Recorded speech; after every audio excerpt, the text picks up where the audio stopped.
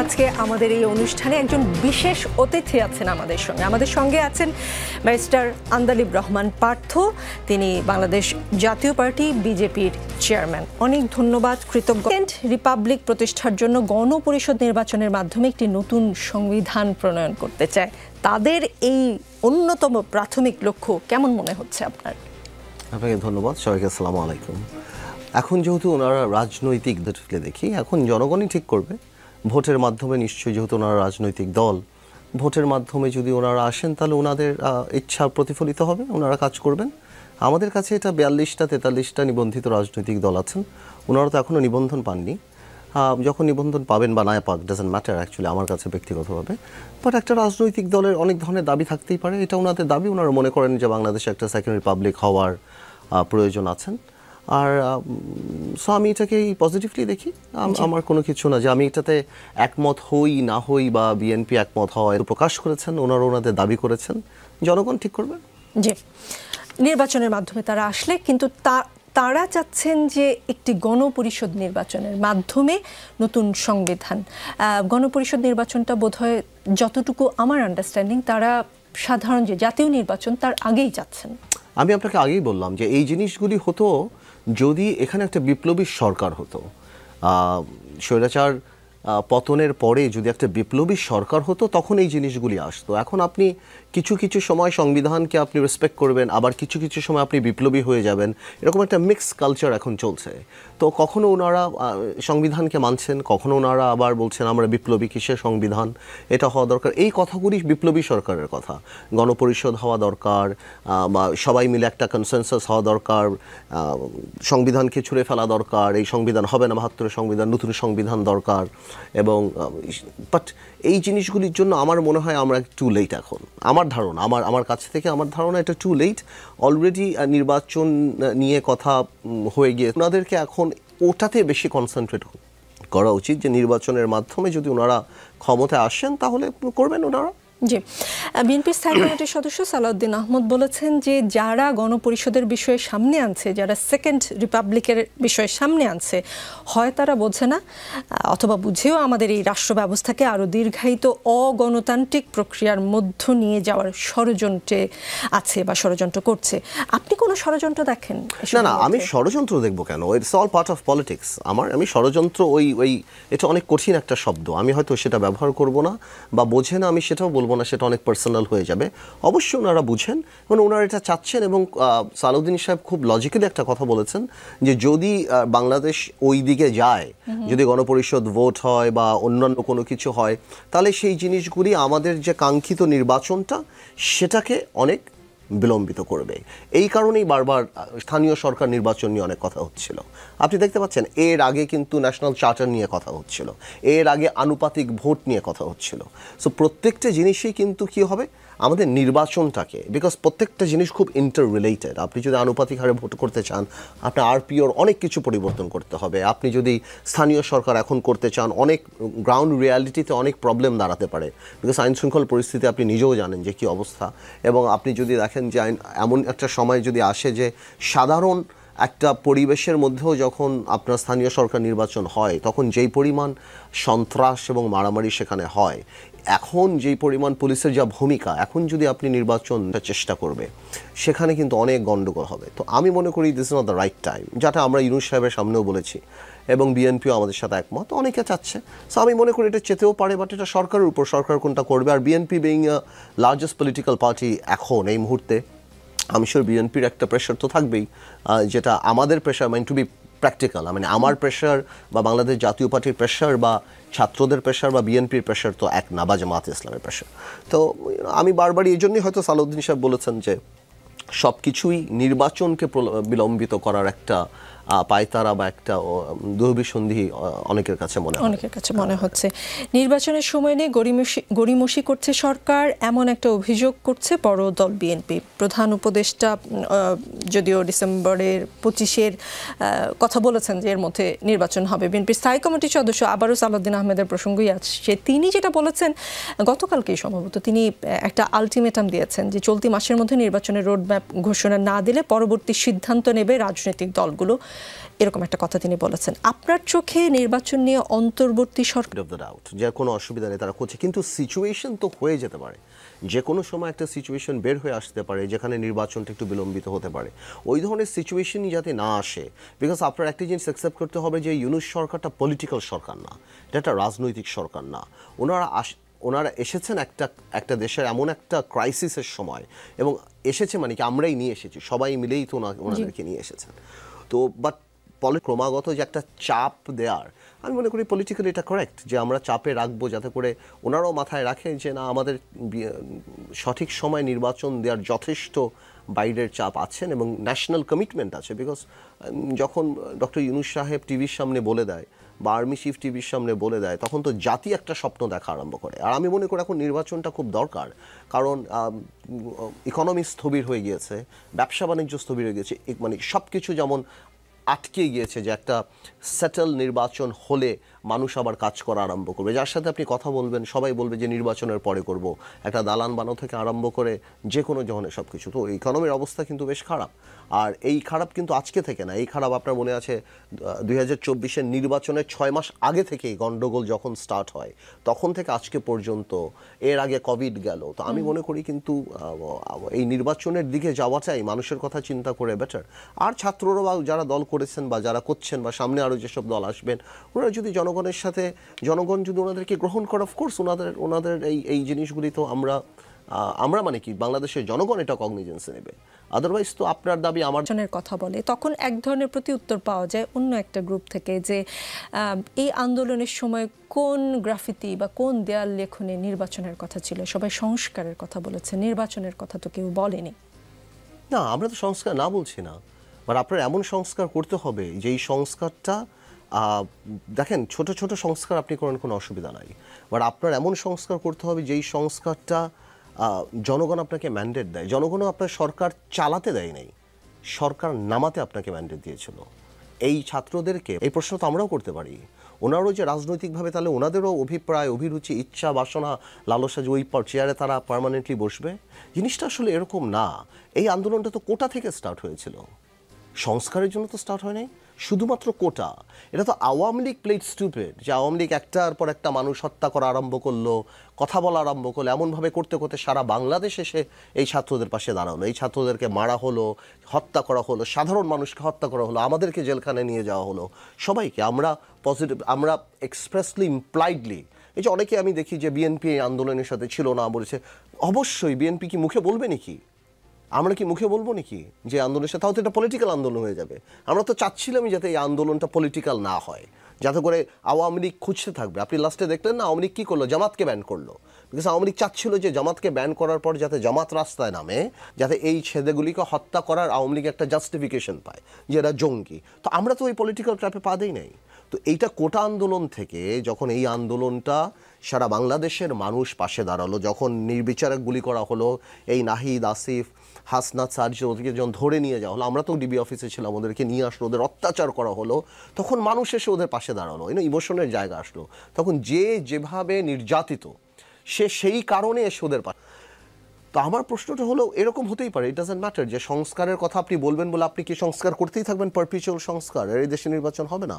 আপনি বলে দেন যে ভাই এই সংস্কারগুলি, আমরাও তো বলি এই সংস্কারগুলি সরকার করুক, বাকিটা সামনে যারা নির্বাচিত সরকার তারা করবে। আর আমরা যদি এই সংস্কার না করি তাহলে আমরা জনগণের কাছে দায়বদ্ধ না। একটা জিনিস তো এখন আমাদের মেনে নিতে হবে যে সরকার ফালানোটা এখন আর খুব একটা কঠিন ব্যাপার না, এই জিনিসটা আমরা দেখে ফেলেছি। তো আই এম শিওর আমরাও মানে কি যারাই ক্ষমতায় যাবে তারা এই ব্যাপারে অনেক কেয়ারফুল থাকবে, যে ন্যাশনাল কমিটমেন্টকে রেসপেক্ট করার জায়গাটা আরও বেশি থাকতে হবে। জি, একজন উপদেষ্টাকে সাংবাদিকরা প্রশ্ন করেছিলেন যে উপদেষ্টারা রাজনীতিতে আসবেন কিনা, তো উত্তরে তিনি বলেছেন তারা রাজনীতিতে আসবেন কিনা বা আসবেন কিনা সেটা সময় বলে দিবে। উপদেষ্টাদের মধ্যে আপনি রাজনৈতিক আকাঙ্ক্ষা লক্ষ্য করেন কিনা, বা উপদেষ্টাদের মধ্যে যদি রাজনৈতিক আকাঙ্ক্ষা তৈরি হয় সেটা কি দোষের কিছু কিনা, বা সেটা কোনো সমস্যা সৃষ্টি করে? আসিফ আর মাহফুজ যারা আছেন ওনাদেরকে দেখে, বাকিদেরকে আমার মনে হয় না যে ওনারা রাজনীতি করতে চান।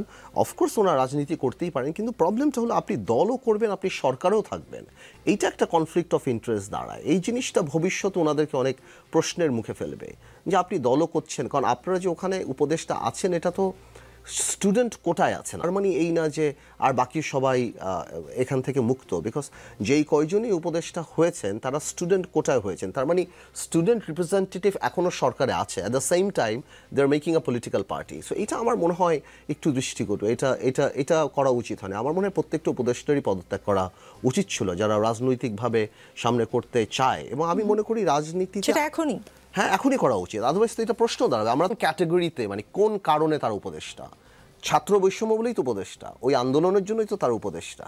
তো আজকে যে দলটা হলো ওই আন্দোলন থেকেই তো দলটা হলো, তারাই তো করলো, তাহলে তারা বেনিফিট পাচ্ছে না।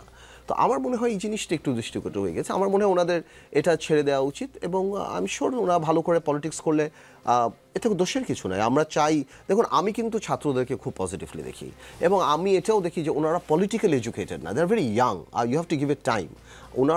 ওনাদের কাছ থেকে পলিটিক্যাল ভুল ত্রুটি হতেই পারে।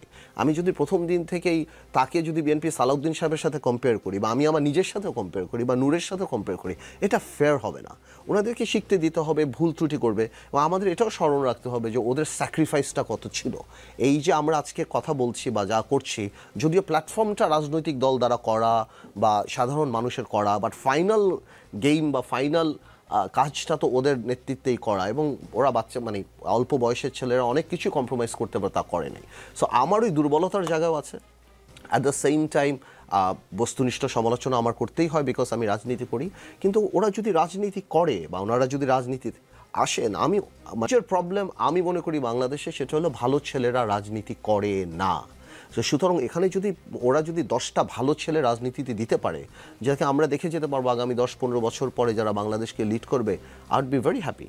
জি, সতর্ক করে দিচ্ছি, পরে বলবেন যে সতর্ক করিনি। আপনারা যদি নিজেদের মধ্যে ভেদাভেদ ভুলে একসাথে কাজ না করতে পারেন, নিজেরা যদি কাদা ছোড়াছুড়ি করেন, মারামারি কাটাকাটি করেন, এ দেশ এবং জাতির স্বাধীনতা সার্বভৌমত্ব বিপন্ন হবে। সেনাপ্রধান সতর্ক করেছেন। এই সতর্কবাণী আপনি, আপনার দল বিজেপি বা অন্য দলগুলোকে তিনি সতর্ক করার পর তাদের আচরণে তারা বুঝতে পেরেছে বা জিনিসটা গ্রহণ করেছে তাদের আচরণে, তাই প্রধানের এই কথাটাকে খুব পজিটিভলি দেখি, বিকজ আমাদের কোনোভাবেই ভুলে যাওয়া উচিত না যে 17 বছর আওয়ামী লীগ কী করেছে, এবং কত রক্তের বিনিময়, কত কষ্টের বিনিময়, কত গণতন্ত্র হত্যার বিনিময়, কত কিছুর বিনিময় আপনারা এখানে বসে, আপনি যে টিভি চ্যানেলটা চালাচ্ছেন এটাও থাকতো না যদি টেলিভিশন যদি ওই এই 5ই আগস্ট না ঘটনা করতো। আমি তো এখানে থাকতামই না, হয়তো দেখা যেত জেলে থাকতাম।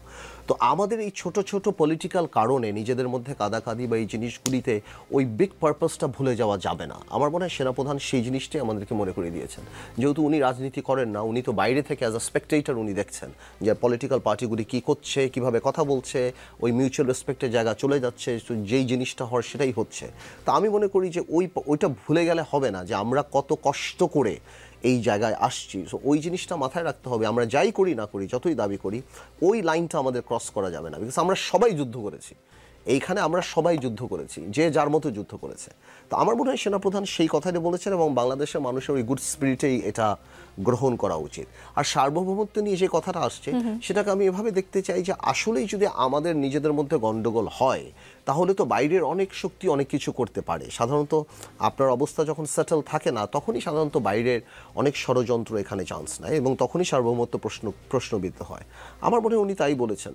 তো অন্য রাজনৈতিক দলের এক এক ধরনের রিয়াকশন থাকতে পারে, বাট আমি আমার জায়গা থেকে এটা প্রচণ্ড পজিটিভভাবে দেখি, বিকজ এই সরকার গত স্বৈরাচারী সরকারকে সরিয়ে দেওয়ার ইসে তো আর্মির একটা বিরাট ভূমিকা ছিল, স্পেশালি এই সেনাপ্রধানের একটা ভূমিকা ছিল।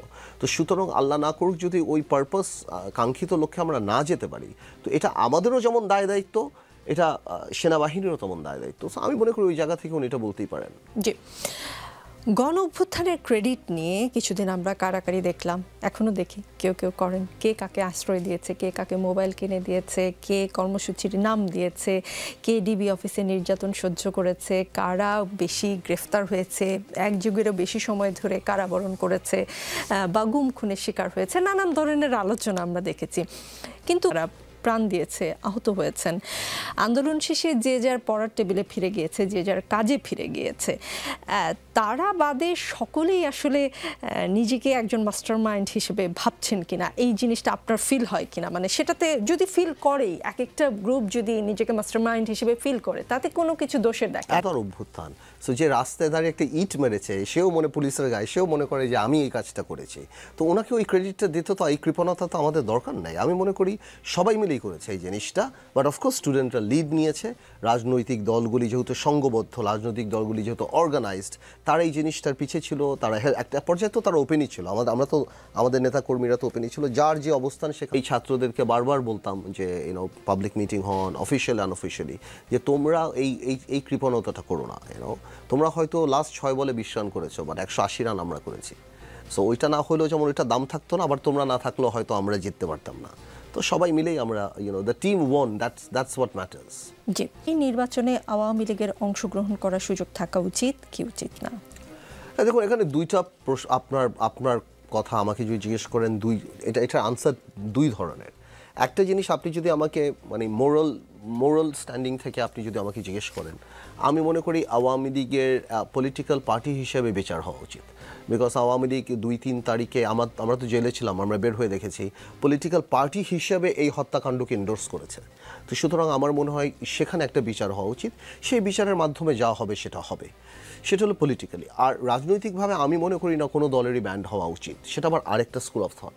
তো সুতরাং আওয়ামী লীগের ব্যান সেভাবে যদি আপনি চিন্তা করেন, এবং আমি যেটা দেখছি জাতিসংঘ থেকে আরোপ করে তারা, বাট আওয়ামী লীগের বিচারের সম্মুখীন হওয়া উচিত, এবং ওই বিচার যদি পার হয়ে আওয়ামী লীগ আসতে পারে তাহলে আওয়ামী লীগ আসবে। আর আওয়ামী লীগের মধ্যে অনুশোচনা বোধ নেই, এখন পর্যন্ত আওয়ামী লীগ ফর্মালি ক্ষমা চায় নেই। আর আওয়ামী লীগের এটা মানতে হবে যে জুলাই গণঅভ্যুত্থানকে অস্বীকার করে বাংলাদেশে রাজনীতি করাটা অনেক মুশকিল হয়ে যাবে, এবং এটা অসম্ভব হয়ে যাবে, কারণ এখনও গ্রাউন্ড রিয়ালিটি আওয়ামী লীগকে গ্রহণ করে না। আমরা হয়তো চেয়ার টেবিলে বলে বলতে পারি, বিকজ আমরা পলিটিক্যালি অনেকেই, কিন্তু আপনি গ্রামে নিতে পারবেন না, ইউনিয়নে নিতে পারবেন না, আপনি ঢাকার বাইরে আপনি নিতে পারবেন না, এই ঢাকাতেও আপনি নিতে পারবেন না। আওয়ামী লীগের যদি আমি কালকে খুলেও দিই, সরকার যে আসেন আপনারা করেন, সাধারণ মানুষের একটা ক্ষোভ আওয়ামী লীগের উপরে আছে। So ground reality is completely different. But আপনার কথায় যদি আমার জবাব দিতে হয়, আমি বলবো যে অনুশোচনা করলে প্রশ্ন আসতে পারে, কিন্তু আওয়ামী লীগের পার্টি হিসাবে ট্রায়াল ফেস করা উচিত। জি, ইগনোর করে, অস্বীকার করে কারো পক্ষে আসলে রাজনীতি করা সম্ভব না, কিন্তু ৭১কে অস্বীকার করে বা একপাশে সরিয়ে রেখে রাজনীতি করার কোনো টেন্ডেন্সি এখন আপনার চোখে পড়ে কিনা আমি একটু বলছি। যেমন মির্জা ফখরুল ইসলাম আলমগীর সাহেব সাংবাদিকদের বলেছেন, মানে একটি গণমাধ্যমকে বলেছেন, আমার কাছে মনে হয় একটা পক্ষ ৭১কে পেছনে রাখতে চায়, ৭১কে পেছনে ফেলার একটা চিন্তা ভাবনা কারো মধ্যে থাকতে পারে, এরকমটা আশঙ্কা করছেন তিনি। এরকম আশঙ্কা আরও কয়েকজন রাজনীতিবিদের মুখ থেকে আমি শুনেছি এই জুলাই অগাস্টের পরই। আপনি কি কোনো একটি পক্ষের মধ্যে এমন কোনো টেন্ডেন্সি দেখেন কিনা? একটি পক্ষ বা একটি পক্ষের তো কিছু না, এটা তো খুব খোলাখুলি ব্যাপার যে ৭১কে যতই আপনি সামনে নিয়ে আসবেন, সবচেয়ে বড় প্রবলেম হবে জামাত ইসলামের। তো এটা একদম খোলা ব্যাপার বাংলাদেশের রাজনীতিতে। তো ৭১কে তত অ্যাভয়েড করতে চাবে জামাত ইসলামী। তো সুতরাং আমি শিওর ফখরুল সাহেব সেটাই মিন করেছে, উনি এত পলিটিক্যালি বলেছেন, এটা বাংলাদেশের সবাই জানে। তিনি সাংবাদিক তাকে পাল্টা প্রশ্ন করেছিলেন যে আপনি নাম বা প্রকাশ করছেন না কেন। তিনি নর্মাল সবাই জানে যে এই স্টিগমাটা তো জামাত ইসলামের ক্যারি করতে হবে, ৭১-এর স্টিগমা। তো ৭১কে যত আপনি পর্দার আড়ালে রাখতে পারবেন, জামাতকে আপনার তত ভালো রাজনৈতিক দল মনে হবে। আর জামাতকে যখন আবার আপনি ৭১ দিয়ে এই প্রজন্ম দেখা আরম্ভ করবে, তখন আবার জামাতের সেটাকে জাস্টিফাই করা মুশকিল হয়ে যাবে। সো আমার মনে হয় সেই কারণেই হয়তো ৭১কে নিয়ে আসতে চাচ্ছেন। আর কোনো মনে রাখলে বাংলাদেশের রাজনীতিতে ছিটকে পড়ে যাবে। স্বাধীনতা ক্ষেত্রে যদি আপনি স্বাধীনতা মুক্তিযুদ্ধর স্পিরিটকে আন্ডারমাইন করে রাজনীতি আপনি সাকসেসফুল হতে পারবেন না। আপনি ঘরের মধ্যে করতে পারেন, আপনি at the end of the successful হতে পারবেন না বাংলাদেশে। জি, ৭১ এলো, স্বাধীনতা এলো, সেই দলটির ভবিষ্যৎ আসলে বাংলাদেশে কি? এটা তো অনেক বড় একটা প্রশ্ন আপনি করেছেন যে আওয়ামী লীগের ভবিষ্যৎ তো আর আমরা বলতে পারবো না। আমরা আজকে বা সামনে কিছুদিনের অ্যানালিসিস করতে পারি যে এই ধরনের একটা আওয়ামী লীগ স্বভাবতই এরকম ক্রাইসিস তো আওয়ামী লীগ আগে কখনো পড়েনি। ১৯৭৫ সালে আওয়ামী লীগের একটা রাজনৈতিক হত্যাকাণ্ড হয়েছে, যার কারণে আপনি বলতেও পারেন খুব হার্শলি যে আওয়ামী লীগের পতন হয়েছে।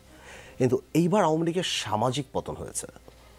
এই পতনটা বাংলাদেশের ইতিহাসে কখনো হয়নি, যার কারণে আমি বারবার বলি যে এরশাদ সাহেবের পতন হওয়ার পরও তার 3 দিনের মাথায় মিজান চৌধুরী তার বাড়িতে দল বানিয়েছিল বা দলের অফিস করেছিল। আজকে 7 মাস হয়ে গেল, আওয়ামী লীগ একটা কুড়েঘরও পায়নি যে কেউ দাঁড়িয়ে বলবে।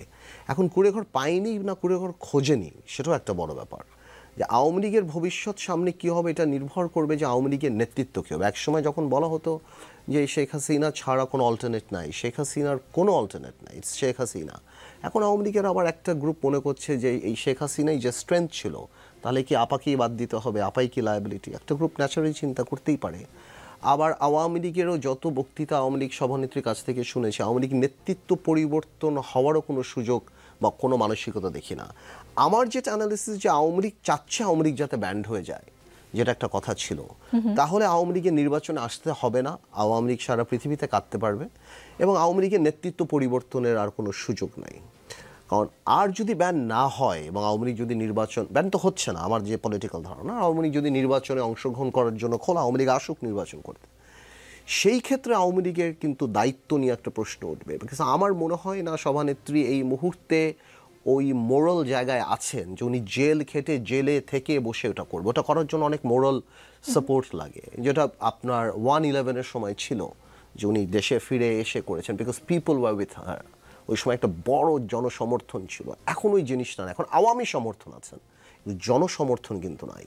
এবং ওনার একটা সময় ধরেন 5ই আগস্টের আগে একটা সময় আওয়ামী লীগ সরকার যখন ছিল, মনে হতো না আপনার যে আওয়ামী লীগ রিপ্রেজেন্ট করতো, বা বিষয়টা এমন মনে হতো যে বাংলাদেশে আওয়ামী লীগ ছাড়া আর কোনো মানুষ নেই, বাংলাদেশে যা আছে সবই আওয়ামী লীগ।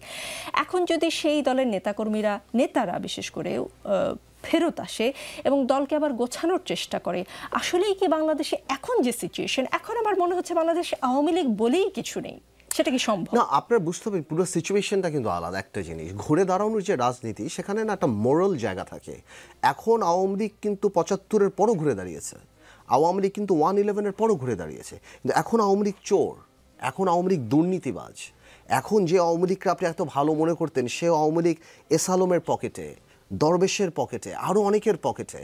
এক একটা এমপি মন্ত্রীর 250, 300, 400, 500 বাড়ি, পিয়নের কাছে 400 কোটি টাকা। এই লায়াবিলিটিগুলি আপনার নিতে হবে, এই জিনিসগুলি। সো আওয়ামী লীগ দেশে বিদেশে বদনাম হয়ে গিয়েছে, আওয়ামী লীগের হাতে রক্ত, আওয়ামী লীগ 3বার গণতন্ত্র হত্যা করেছে। সো এত বড় এক্সট্রা ব্যাগেজ নিয়ে ওই ক্যালিবারের, ওই স্ট্যাচারের কোনো নেতা নাই যে এসে বলবে যে আমি ঘুরে দাঁড়াবো। আর যে আসবে সে এখন এভিয়ান পানি খায়, তার প্রেফারেন্স চেঞ্জ হয়ে গিয়েছে। আপনি বুঝতে পারছেন, এক সময় যারা এই রাজনীতিটা করতো, যারা আইয়ুব খান, ইয়াহিয়া খানকে ভয় পায়নি, কারণ তাদের মধ্যে অনেস্টি ছিল। এখন তারা 1000 কোটি টাকার মালিক। কেন আসবো আমি কষ্ট করে? আমার তো হয়ে গিয়েছে, আমার তো বয়স হয়ে গিয়েছে, আমার বাচ্চারা বিদেশে সেটেল, প্রত্যেকটা মন্ত্রী মিনিস্টারে তো বাচ্চারা বিদেশে চলে গিয়েছে।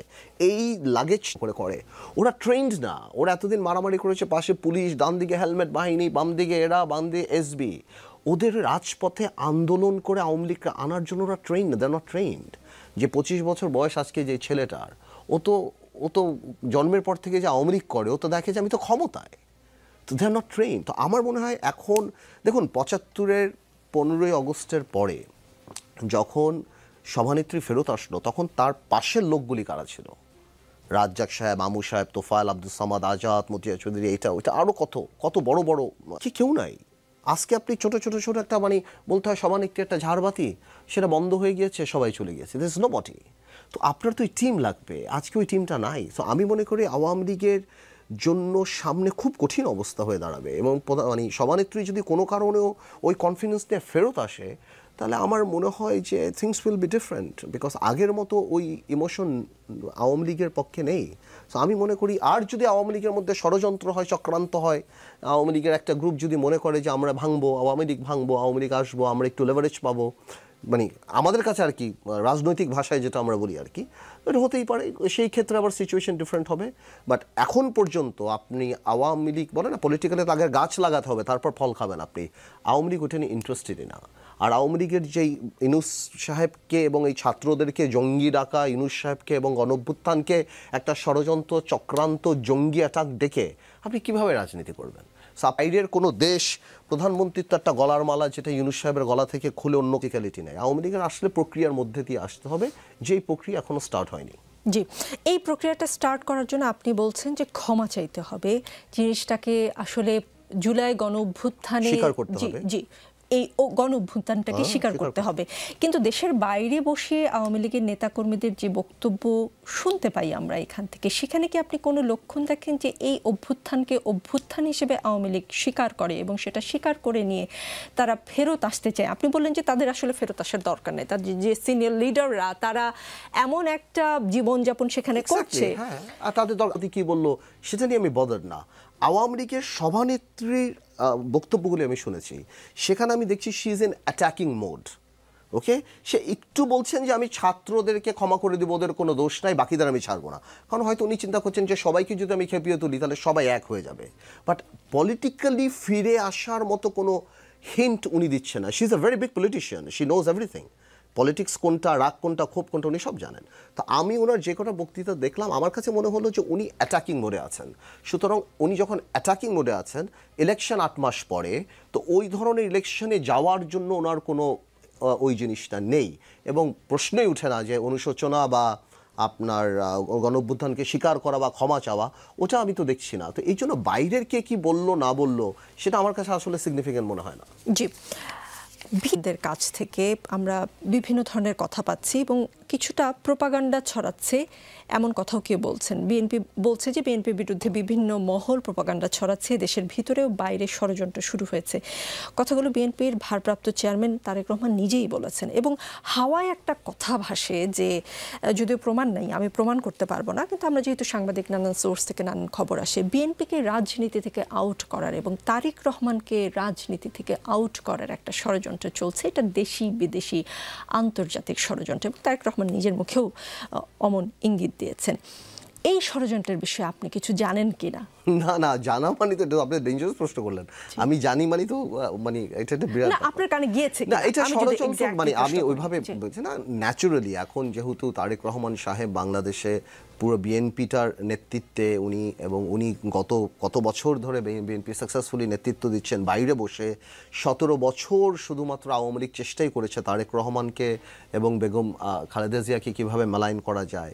এবং আমার এটাই ভালো লাগে যে যা যা বলার চেষ্টা করেছিল বিএনপি চেয়ারপারসন তারেক রহমানকে, আজকে বাংলাদেশের মাটিতে আওয়ামী লীগই তাই সবচেয়ে বেশি হয়ে গিয়েছে। না, যা যা বলার চেষ্টা করতো, খুনি বলেন, দুর্নীতিবাজ বলেন, স্বৈরাচার বলেন, যাই বলেন, আজকে বাংলাদেশে তো এটা তো পার্ট অফ পলিটিক্স, এটা তো হবেই। এবং দেশে যেহেতু একটা গ্যাপ আছে, দেশে যেহেতু কোনো ফার্ম গভর্নমেন্ট নেই, তো সেরকম বিএনপি চিন্তা করতেই পারে যে চারিদিক থেকে ষড়যন্ত্র হতেই পারে, কিভাবে তারেক রহমানকে বাইরে রাখা যেতে পারে, কিভাবে বিএনপিকে ক্ষমতা থেকে বাইরে রাখা দেখতে চায়। আই এম শিওর এগুলি ফেস করেই আমাদের সামনে এগিয়ে যেতে হবে। বাট বিএনপিকে নিঃশেষ করে দেবে, মানে আমি বাইরে থেকে বলছি, আমি তো আর বিএনপি করি না, বাট বিএনপির সাথে আমি 20 বছর কাজ করেছি, আমি ঐক্যে ছিলাম। আমার মনে হয় যে এটার তো আওয়ামী লীগের মতো দল যখন এটা করতে পারেনি, বরং ভাঙতেও পারেনি, আমার মনে হয় এটা এই মুহূর্তে যেখানে বিএনপির হাইপ অনেক উপরে, এখন মানুষের মনোবল অনেক উপরে, আমার মনে হয় এটা খুব ডিফিকাল্ট হয়ে যাবে, এটা সম্ভব না। তাহলে যে ষড়যন্ত্রের কথা আমরা শুনি, সেই ষড়যন্ত্রের কারণে বা সেই ষড়যন্ত্রের পার্ট হিসেবে তারেক রহমান দেশে আসছেন না, নাকি তিনি নিজ ইচ্ছাই আসছেন না? দেখুন, তারেক রহমান সাহেব কেন দেশে আসছেন না সেই ব্যাপারে তো ওনার সাথে আমার কখনো কোনো কথা হয়নি। আমি মনে করি যেহেতু দেশের অবস্থাটা ফার্ম না, এই কারণে উনি আসছেন না, এবং উনি ওখানে বসে তো ভালোই চালাচ্ছেন, কথা বলছেন, সবই চলছেন। আমার মনে হয় নির্বাচনী রোড ম্যাপ আসলে উনি আসবেন, উনি তো আর ফুট করে চলে আসবেন না। উনি আসলে একটা অ্যারেঞ্জমেন্ট হবে, একটা আলাপ হবে, একটা বড় একটা ব্যবস্থা আছে। পলিটিক্যাল নেতারা আসলে যখন প্রত্যাবর্তন দিবস যেটা হবে বাংলাদেশের ইতিহাসে সবচেয়ে বড় একটা, I am sure BNP will arrange something like that. তো আমার মনে হয় সেটা একটা বড় অ্যারেঞ্জমেন্টের ব্যাপার, এবং যেদিন উনি আসবেন সেদিন থেকে একটা অঘোষিত ক্ষমতায় ওনার প্রভাব, যেটা বাংলাদেশে যেভাবে কাজ হয়, তো আমার মনে হয় উনি হয়তো এই জন্যই সময় নিচ্ছেন, বা ওনার কাছে কি ইনফরমেশন আছে আমি তো জানি না। বাট আমি পলিটিক্যালি মনে করি যে আমি তো ঢাকা টাইম দুপুর 3টা থেকে রাত 11টা 10টা 11টা পর্যন্ত তারেক রহমান সাহেবকে সবসময় দেখি অনলাইনে কর্মীদের সাথে কথা বলছেন, পলিটিক্যালি অ্যাক্টিভ, প্রত্যেক ব্যাপারেই কথা বলছেন। তো আমি মনে করি he has his own strategy এই কারণে। বাট কোনো ষড়যন্ত্র বা কোনো বাধা এটা আমি মনে করি না। এছাড়া কিছু মামলাও তো আছে যেটা ডিউ প্রসেসে কাজ হচ্ছে, সরকার অ্যাপিল করছে, দেখছি অ্যাপিলের ডিভিশনে যাচ্ছে, সব কিছু ডিউ প্রসেস হচ্ছে। আমি শিওর সব কিছু শেষ হয়ে গেলে বাই টাইম ইনশাল্লাহ উনি চলে আসবেন। আপনি বলেছেন তিনি ওখান থেকে ভালোই তো চালাচ্ছে, আসলে কি ভালো চালাচ্ছে? আমরা বিএনপির তৃণমূল কি যেই অবস্থায় দেখছি, পত্রপত্রিকায় যে খবরগুলো আসছে, আপনার চোখ নিশ্চয়ই এড়ায়নি, চাঁদাবাজির সঙ্গে বিএনপির ছাত্রদল বিএনপির ভাতৃপ্রতিম সংগঠন, ছাত্রদল, যুবদলের নাম যেভাবে জড়িয়ে যাচ্ছে, সেটা কি আসলে নির্বাচনের আগে বিএনপির জন্য ভালো হচ্ছে, বা ভালো কি আসলেই উনি দেশের বাইরে থেকে চালাচ্ছেন? না, এই জিনিসটা তো একদমই ভালো না। আপনার বুঝতে হবে এটা পলিটিক্যাল কালচার। এটা এই যে চাঁদাবাজি জিনিসটা, আমিও তো একটা দলের প্রধান, আমি কোনোদিন একটা চাঁদাবাজকে প্রমোট করি না। এটা পলিটিক্যাল কালচারটা এরকম হয়ে গিয়েছে যে গত 20-25 বছর যাবত এটা হচ্ছে। এখন ফেসবুকের কারণে, বিভিন্ন কারণে আমরা অনেক বেশি দেখতে পাই। আমার প্রশ্নটা হলো যে বিএনপি শুধু তারেক রহমান সাহেব হবেন কেন? বিএনপিতে যারা নীতি নির্ধারণ যারা আছেন, ওনারা কি রিজনেবল মানে সিদ্ধান্তটা নেয় কিনা এনার বিরুদ্ধে? তারপর তো আইন আছে, সরকার আছে, তারা কাজ করবে। আসলে কি চাঁদাবাজিদের কোনো দল থাকে না, ওনারা বিভিন্ন দলের উপরে ভিত্তি করেও চাঁদাবাজিটা করে। তো ওর এভাবেই হচ্ছে। আমি শিওর আপনার কথা রাইট, বিএনপির বিভিন্ন জায়গায় হচ্ছে, অনেক জায়গাতেই হচ্ছে, টেন্ডারবাজি, পানি, বালুমহল দখল, নদী দখল, এগুলি হচ্ছে। এবং আমি শিওর বিএনপি যদি এটা না করে, তাহলে আপনি তো জানেনই কি হচ্ছে। আপনি আওয়ামী লীগকে দেখেই তো শিখতে হবে আমাদের, যে আমরা যদি এই জিনিসগুলিকে প্রশ্রয় দিতে থাকি, তাহলে আলটিমেটলি এই দেশে অনেক কিছুই হয়ে যেতে পারে। আমি শিওর, বাট অনেকে যদি মনে করে যে বিএনপির টপ থেকে এগুলিকে প্রমোট করা, দ্যাটস নট রাইট। এটা সত্যি না, বিকজ এটার কোনো বেনিফিট আমাদের নাই। তো আমি শিওর বিএনপির নিচে যারা আছেন ওনারা সবাই দেখছেন, 17 বছর দল ক্ষমতায় না, বিভিন্ন ধরনের মানুষ দলে থাকে, তারা অনেকে চাঁদাবাজি করে, অনেকে বাকি নিয়ে ওখানে টাকা দেয় না, যে যেরকমভাবে করে। এটা আসলে বাংলাদেশে একটা কালচারে পরিণত হয়েছে। আমি একদমই জাস্টিফাই করার চেষ্টা করছি না, বাট আই এম শিওর বিএনপিও তার ডিসিপ্লিনারি অ্যাকশন নেবে এবং আইন শৃঙ্খলা বাহিনীও তার কাজ করবেন। জি, নতুন যে দলটির নাম জাতীয় নাগরিক পার্টি। জাতীয় নাগরিক শক্তি বলে একটা দল হয়েছিল 2007-এ। জি, আপনার নিশ্চয়ই মনে আছে, ডক্টর ইউনূস যেটা ঘোষণা করেছিলেন। অনেকে দুটি দলের নাম মেলাচ্ছেন, যেটা সামাজিক যোগাযোগ মাধ্যমে দেখি মেলানোর চেষ্টা করছেন, এবং যেটা বলার চেষ্টা করা হচ্ছে, সেই মত যারা বিশ্বাস করেন তারা বলার চেষ্টা করছেন যে 2007-এ যে স্বপ্ন দেখেছিলেন ডক্টর ইউনূস, সেই স্বপ্নটা তিনি এখন এসে পূরণ করলেন, এবং তখন যে -2 এর একটা স্বপ্ন বা -2 এর একটা কথা বলা হচ্ছিল, সেটাও বাস্তবায়িত হয়েছে। কারণ এখন শেখ হাসিনা বা বেগম খালেদা জিয়া কেউই দেশে নেই, তারেক রহমানও দেশে নেই। আপনি যারা এই ধরনের একটা মতবাদ তৈরি বা এই ধরনের ভাবনা যাদের, তাদের ভাবনাটাকে কিভাবে দেখেন? না, আমি মনে করি টু মাচ কনস্পিরেসি থিওরি। আমি এইভাবে আমি একদমই চিন্তা করি না। 2007 সালের প্রেক্ষাপট ডিফারেন্ট ছিল। উনি রাজনৈতিক দল যখন আপনি করেন না, তখন আপনি রাজনৈতিক দল করে ফেললেন। এখন ইউনূস সাহেবকে আমরা সবাই মিলে বসিয়েছি। যে কোনো রাজনৈতিক দলের চেয়ে ওনার অবস্থানটা, বাংলাদেশের জার্সিটা একটাই জার্সি যেটা ওনার গায়ে আমরা সারা বাংলাদেশ ওনার গায়ে দিয়েছি। তো এই অনেকটা স্বাধীনতা যুদ্ধের ক্যাপ্টেন ইসের মতো। তো এখন উনি দল করে উনি ছোট হবেন না, উনি দল করে 2007-এর সিচুয়েশনটা আলাদা ছিল। এখানে একটা কিংস পার্টি ছিল, ব্যাক বাই আর্মি। এখানে তো আর্মি ব্যাক করে বসানো দরকার হয় না, ওনাকে আমরাই বসিয়ে দিয়েছি। এটা একটা বিপ্লবী সরকার, বিপ্লবের মাধ্যমে এসে ওনাকে বসিয়ে দিয়েছে। উনি সব কিছু, ওনাকে আমরা বিশ্বাসের জায়গায় রাখি, শ্রদ্ধার জায়গায় রাখি, দায়িত্বের জায়গায় রাখি। এটা জনগণের সরকার, জনগণ দ্বারা সরকার না, বা জনগণের সরকার আমরা মনে করি। তো আমি মনে করি ওনার নিজেকে উনি কোনোভাবেও ছোট করে এই জিনিসটা করবেন না। আর ছাত্ররা হয়তো ইনফ্লুয়েন্সড হয়েছে বা ওই নামটা পছন্দ হয়েছে, ওই নাম এভাবে নিয়েছে। আমি এর মধ্যে কোনো চক্রান্ত, ষড়যন্ত্র এভাবে আমি দেখতে চাই না। জি, বিএনপির যুগপৎ আন্দোলনের শরিক 12 দলীয় জোট ভেঙে গেল, এই তো গতকালই বোধহয়। জি, বিএনপির নেতৃত্বাধীন কোনো জোট এখন আসলে নাই। গণতন্ত্র মঞ্চ, জাতীয়তাবাদী সমমনা জোট আছে। বিএনপির দীর্ঘদিনের রাজনৈতিক মিত্র দলগুলো একদমই আলাদা আলাদা দেখতে পাই আমরা। ডিসেম্বরে জাতীয় নির্বাচনের কথা সরকার বলছে। আপনিও দীর্ঘদিন কোনো জোটে নেই।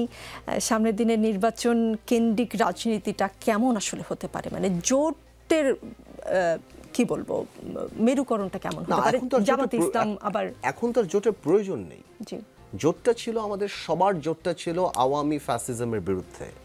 আওয়ামী ফ্যাসিজম যখন চলে গিয়েছে, আমি মনে করি আমি তো অনেক আগেই চলে গিয়েছি, বিকজ বড় কোনো দলের সাথে থেকে নিজের দল গোছানোটা মুশকিল হয়ে যায়। সো আমরা একইভাবেই ছিলাম, যুগপথে আমরা আমাদের মতো করেছিলাম। বাট কোনো দলের সাথে থাকলে আপনার অনেক কিছু মেনে নিতে হয়, যেটা হয়তো আপনার সাথে যাচ্ছে না। তো এই কারণে আমি সরে গিয়েছিলাম। তো এই 12 দল যে ভেঙে গেল, 12 দলীয় জোট, আমি মনে করি এটা ঠিকই আছে, পলিটিক্যালি কারেক্ট। বিকজ এখন যেহেতু আওয়ামী লীগ নেই, সেহেতু আর জোটের দরকার নেই। সবাই নিজের নিজের দল নিয়ে কনসেন্ট্রেট করা উচিত, যাতে করে সামনে ইলেকশন, নির্বাচনমুখী হওয়া উচিত। এবং তখন সবাই ঠিক করবে যে তারা কারোর সাথে নির্বাচনী ঐক্য করবে কিনা, ইলেকট্রাল অ্যালায়েন্স হবে কিনা। এটা এক একটা দলের জিনিস চিন্তা করবে। আপনি কি ভাবছেন? আমরা এটা সম্পূর্ণরূপে নির্ভর করে গ্রাউন্ড রিয়ালিটিতে আমাদের শক্তি কতখানি। আমাদের হাতে আরও 8 মাস সময় আছে দল গোছানোর। সেই দল গোছানোর পরেই আমরা বসে ঠিক করবো যে আমাদের কোন এরিয়াতে অবস্থা কীরকম, কি করা যেতে পারে, সেইভাবে আমরা চিন্তা করবো। It is too early to say now. আপনার কি মনে হয় যে জামাতে ইসলামী আরও ইসলামিক দলগুলোকে সাথে নিয়ে, বা যদি ছাত্ররা আসলে কোন দিকে যাবে বা নিজেরাই আলাদা করে নির্বাচন করবে কিনা এখনও তারা স্পষ্ট করে কিছু বলেনি, জামাতে ইসলামের সঙ্গে কোনো কারণে যদি ছাত্রদের যে নতুন দলটি সেটি যায় এবং আরও ইসলামিক দলকে জামাতে ইসলামী টানার চেষ্টা করছে, আমরা দেখেছি খেলাফতে মজলিসের অফিসেই হ্যাঁ সম্ভবত জামাতে ইসলামের আমির যখন তাদের টপ লিডারের সাথে বৈঠক করেছেন, একই সময় আমরা দেখলাম যে মির্জা ফখরুল ইসলাম আলমগীরও তাদের অফিসে নিজেই গিয়েছেন। তো এই ধরনের নির্বাচনকে সামনে রেখে কোন দিকে কোন অ্যালাইটা হতে পারে, জামাতে ইসলামের সঙ্গে কারা যেতে পারে? এগুলি তো আপনি এখন সকাল ইসলামিক আন্দোলনের কথা বলছিলাম, এগুলি তো আপনি সকাল বিকেলে এখন দেখতে পারবেন। আরও কিছুদিন পর এপ্রিল মে জুন থেকে তো আরও বেশি দেখতে পারবেন। এক এক দল এক এক দলের সাথে যাবে, কোনোটা টেবিলের নিচ থেকে আলাপ হবে, কোনো টেবিলের উপরে আলাপ হবে। এগুলি তো পলিটিক্যাল নেগোসিয়েশন, এগুলি তো চলতেই থাকবে। যে যেখানে বেনিফিট পাবে সে সেখানে যাবে, যেখানে বেশি। কারণ এপ্রিল মে জুনের পর তো এটা সংখ্যার হিসাব হয়ে যাবে, কে কয়টা সিট পাবে, কে কয়টা সিট নিবে, কোথায় কার ক্যান্ডিডেট আছে। তা আমার মনে হয় এটা দেখতেই পারেন। বাট আমার মনে হচ্ছে এখন পর্যন্ত জামাতি ইসলামী তো আলাদা নির্বাচন করার মতো একটা বডি ল্যাঙ্গুয়েজ বা একটা পাথ তারা নিয়েছে যে তারা অ্যান্টি বিএনপি বা ধানের শীষ তারা নির্বাচনে যাবে। আমার দেখে মনে হচ্ছে সেটাই। সেটা তো বলতে পারবো আরও পরে যে আসলে কি ম্যাচিওর হয়। ছাত্রদেরটা এখনও আমি বলতে পারি না। ছাত্রদের সাথে আমার দল করার পরও এখনও আমার সাথে কোনো কথা হয়নি। আমি শিওর ওনাদের দল গোছাবেন আরও সারা বাংলাদেশে, এবং তারপরে ওনারা চিন্তা করবেন ওনারা একাই 300 আসনে প্রার্থী দিবেন না ওনারা কারোর সাথে জোট করবেন। আমার ধারণা। আপনার রাজনৈতিক বিশ্লেষণ কি বলে, তারা যদি একাই নির্বাচনের মাঠে নামে তাদের কতগুলো আসন পাওয়ার সম্ভাবনা দেখেন আপনি? দেখুন, একটা রাজনৈতিক দল হয়ে আরেকটা রাজনৈতিক দলকে তো আমার এভাবে বলা উচিত না, নির্বাচন 5-6 মাস 7 মাস পরে। বাট আমি এতটুকু বলবো যে জনগণ ওনাদেরকে সরকার নামানো নিয়ে চিন্তা করে, সরকার চালানো নিয়ে চিন্তা করে না। আর নির্বাচনে জিততে হলে 110টা ভোট কেন্দ্র যদি মিনিমামও থাকে, 50টা করে লোক লাগলেও 6000 লোক প্রত্যেকটা ইউনিয়নে লাগে। প্রত্যেকটা ইউনিয়ন ইন সেন্স প্রত্যেকটা ইসে লাগে, আপনার প্রত্যেকটা নির্বাচনী আসনে লাগে। আমরা নির্বাচন ভোলাতেও করেছি, আবার ঢাকাতেও করেছি। আমরা জানি যে নির্বাচনের হিসাব নিকাশটা আলাদা। আপনাকে পছন্দ করা আর আপনাকে ভোট দেওয়া বা আপনার কোনো কিছুর সাথে একমত হওয়া এবং আপনাকে ভোট দেওয়াটা, এটা একটা বিরাট ব্যাপার। মার্কার একটা বিরাট ব্যাপার আছে। তা আমার মনে হয় সামনে বলে দিবে। বাট আমি যদি ছাত্রদের জায়গায় থাকতাম, মানে আমি বলা উচিত না, আমার মনে হয় যে যেহেতু এখনও তাদের প্রতি সবার দুর্বলতা আছে, আমার মনে হয় বড় কোনো রাজনৈতিক দলের সাথে আলাপ আলোচনা করাটাই মনে হয় রাজনৈতিকভাবে ঠিক। আমি মনে করি আমার জায়গা থেকে, যদি আমি উপদেশ দেওয়ার জায়গা না, আমি অ্যানালিসিস করার জায়গা। আপনার বিশ্লেষণ এমন। 2008 সালের নির্বাচনে আপনি ভোলা 1 আসনে প্রার্থী হয়েছিলেন, 2014 সালে নির্বাচনে অংশ নেননি, 2018 সালের নির্বাচনে ঢাকা 17 আসনে ঐক্যফ্রন্ট ও 20 দলীয় জোটের প্রার্থী হয়েছেন, ভোলা 1 আসনেও মনোনয়নপত্র সংগ্রহ করেছিলেন। এবার কোন আসনে মানে আপনি প্ল্যান করছেন যে নির্বাচন করবেন? 2টি আসন, 1টি আসন? এখনো আমরা এগুলি ঠিক করি নাই। এখন আমাদের কয়টা আসন টোটাল আমরা করব, আমরা কার সাথে ঐক্য করব, বা বিএনপির সাথে যদি আমরা যাই আমরা কিভাবে যাব সেটা করব। দেখুন, আমি আপনাকে একটা কথা বলি, রাজনৈতিকভাবে আমরা সামনে একটা ভালো কিছু করতে চাই। ওকে, কোনো একটা সিট নিয়ে কোনো কিছু নিয়ে কোনো ঝগড়াঝাটি এইটা ওইটা আমাদের কাছে মনে হয় we want to serve the country, and enough is enough, যেটা বলা না, এনাফ ইজ এনাফ। আমরা সেটেল হয়ে ভালো করে কাজ করতে চাই। আমি যদি মনে করি আমার চেয়ে ভালো প্রার্থী আছে, আল বি দ্য হ্যাপিয়েস্ট, আমি ছেড়ে দেবো, আমার এখানে কোনো প্রবলেম নেই। আমি সেভাবেই পলিটিক্স করি। আমার দলেও এখন অনেক ভালো ভালো লোকরা আসছেন, আমি ঢাকাতে অনেক গোছাচ্ছি। সো আরও অন্যান্য সিটও ঢাকাতে আমরা কনসেন্ট্রেট করছি, ঢাকার বাইরেও ফরিদপুর বা অন্যান্য জায়গাতেও ভালো ভালো ক্যান্ডিডেট আসছেন। আমি আপনাকে অগস্ট সেপ্টেম্বরে বলতে পারবো যে আমাদের অবস্থানটা কীভাবে দাঁড়াচ্ছে। আর আমার এই কথাটা এখন বলা ঠিক হবে না, কারণ আমার অনেক নেতাকর্মী দেখছে, হয়তো বলবে যে আমাদের কথা বললো না। তা আমার মনে হয় অগস্ট সেপ্টেম্বরে বলতে পারবো যে কতখানি ম্যাচিউর হলো। জি, নিশ্চয়ই। এই দেশে কৃষকের ছেলে প্রধানমন্ত্রী হওয়ার স্বপ্ন দেখতে পারে না, আমরা এরকমটাই দেখি। মানে তরুণদের রাজনৈতিক দল এনসিপি বলেছে তারা এক রাজনৈতিক ব্যবস্থার দিকে যাবে যেখানে কৃষকের ছেলে বা সমাজে নিম্নবিত্ত পরিবারের একজন সন্তানও যেন দেশের প্রধানমন্ত্রী হওয়ার স্বপ্ন দেখতে পারেন, তারা যেন মেধা ও প্রজ্ঞায় সেই স্তরে পৌঁছতে পারেন। এই ভিশনকে আপনি কিভাবে দেখবেন? কারণ আমরা যেটা দেখেছি বড় দুটি দল আওয়ামী লীগ বা বিএনপিতে সেই সুযোগ আসলে নেই। শুধু কৃষকের ছেলে কেন, রাজনীতি করতে করতে ধরেন ভীষণ অভিজ্ঞ। আমি যদি মির্জা ফখরুল ইসলাম আলমগীর সাহেবের কথাই বলি, তিনি বিএনপির খুব বিপদের সময় তিনি বিএনপির মহাসচিব, দীর্ঘদিন বিএনপির যত ঝড় ঝঞ্ঝা উনি দেশে থেকে তার পিছে সামনে নিয়েছেন মহাসচিব হিসেবে। কিন্তু তিনি কি কখনো চিন্তা করতে পারেন যে তিনি আসলে ওই দলটিকে একদিন লিড দেবেন বা তিনি ওই দলের হয়ে প্রধানমন্ত্রী হবেন? সেই চর্চা ছিল না, কিন্তু তরুণরা বলছে তারা সেই চর্চাটি তৈরি করার চেষ্টা করবে। তাদের এই ভাবনাকে আপনি কিভাবে দেখেন? বলে না ভাই, একটা বয়স থাকে যে আপনি দুনিয়া পরিবর্তন করতে চান, তারপর আপনি আপনার নিজেকে পরিবর্তন করে ফেলেন। আমার মনে হয় এই তরুণ এই যে এই কথাগুলি থেকে অনেক কমপ্লেক্সের একটা ব্যাপার আসে, যে কৃষকের ছেলে হতে হবে বা আমরা হতে পাচ্ছি না, মানে মনে হয় একটা পুঞ্জীবিত কমপ্লেক্স কাজ করছে যে গরিব বলে হচ্ছে না। এটা আসলে সত্যি না। Politics is a different ball game. Mirza Fakhrul সাহেবের নাম নেন, আপনি যান নামই নেন, পলিটিক্সে শিক্ষা বলেন, অর্থ বলেন, বংশ বলেন, এগুলি আপনাকে অডিয়েন্স দেয়, কিন্তু খেলা আপনার খেলতে হয়। অনেক বড় বড় রাষ্ট্রপতির ছেলেরাও কিন্তু বাংলাদেশে কিছু করতে পারে নাই, আবার অনেকে করতে পেরেছে। শেখ হাসিনা বা খালেদা জিয়া হওয়াটা কিন্তু ইজি না, ইজি ছিলও না, কারণ সরওয়ার্দী সাহেবের ছেলে কিন্তু আপনি খুঁজে পাচ্ছেন না। ওকে, আরও অনেকে আছে, তাদের কিন্তু আপনি খুঁজে পাচ্ছেন না। সো আপনারা যেটা মনে করেন যে টেন্ডুলকারের ছেলে হিসাবে হয়তো আপনাকে সবাই চিনবে, কিন্তু খেলতে আপনার হবে। 150 কিলোমিটার স্পিডে বল আপনার ফেস করতে হবে। বাইরে থেকে আপনি মনে করতে পারেন যে টেন্ডুলকারের ছেলে বলে চান্স পাচ্ছেন না, গাভাস্কারের ছেলে টিকে নাই কিন্তু টিমে। So politics is difficult. So ওনারা বাইরে থেকে মনে করেন যে by virtue of our birth আমরা এটা হচ্ছি, জি না, এটা সত্যি না। এটা আমাদের অনেক কাজ করতে হয়। আমাকে যদি আপনি পছন্দ করেন, আমি তো এটাকে স্পিরিচুয়ালিটি মনে করি যে এটা গিফট আল্লাহ তাআলার তরফ থেকে হয়, কিন্তু এই পলিটিক্স অনেক ডিফিকাল্ট। বিকজ আপনি এক একটা স্টেজে যখন থাকেন আপনার এক এক ধরনের শত্রু থাকে। আপনি যখন বিএনপির স্ট্যান্ডিং কমিটির স্টেজে থাকবেন আপনার এক এক ধরনের শত্রু থাকবে। আপনি যখন এর উপরে চিন্তা করবেন আপনার শত্রুর লেভেল আবার ডিফারেন্ট। সো আপনাকে কেউ ইজি করে দিচ্ছে না। তারেক রহমানের জন্য ইজি ছিল না গত 17 বছর, অনেক কঠিনই ছিল, অনেক কিছু পোহাতে হয়েছে। সো ছাত্ররা যে কথাগুলি বলছে আমার কাছে মনে হচ্ছে যে খাবার টেবিলের বসে কথাগুলি রাজপথে নিয়ে বলছে। আমার কাছে এটাকে একদমই লজিক্যাল মনে হচ্ছে না। অবশ্যই কৃষকের ছেলে, গরিবের ছেলে, ধনীর ছেলে, ফিল্ম স্টারের ছেলে যে কেউ হতে পারে, যদি তার মেধা থাকে, যদি তার পলিটিক্যাল এডুকেশন থাকে। Masters pass, PhD pass, Oxford Harvard matter করে না, পলিটিক্যাল এডুকেশন সেটা দরকার। আর সেটা সময়ের সাথে হয়, এক্সপিরিয়েন্সের সাথে হয় বাংলাদেশে। আর বাংলাদেশের ওই সিস্টেম নাই যেখানে আপনি জাস্টিন ট্রুডো দিয়ে দেবেন। এই দেশের মানুষ একই জায়গায় সাইদি সাহেবের ওয়াজ শুনে আমার মমতাজের গান শুনে। ওকে, আপনার অনেক বড় বড় ডক্টর কামাল হোসেনও খালেক সাহেবের কাছে হেরে গেছে। এইটা রিয়ালিটি। আপনি পছন্দ করেন না করেন সেটা অন্য কথা, যেন আমি এটা পছন্দ করি না। ইলেকট্রাল ভোট এখন পর্যন্ত 2 মার্কায়, ভালো হোক খারাপ হোক। আপনার যদি যোগ্যতা থাকতে বের করে নিয়ে আসেন আপনি, ইট ডাজন্ট ম্যাটার। ওইটা অন্য কথা। ইউ ক্যান কমপ্লেইন যে এইটা এরকম, এইটা এরকম, আমি হবে না, মেধা দিয়ে হবে না।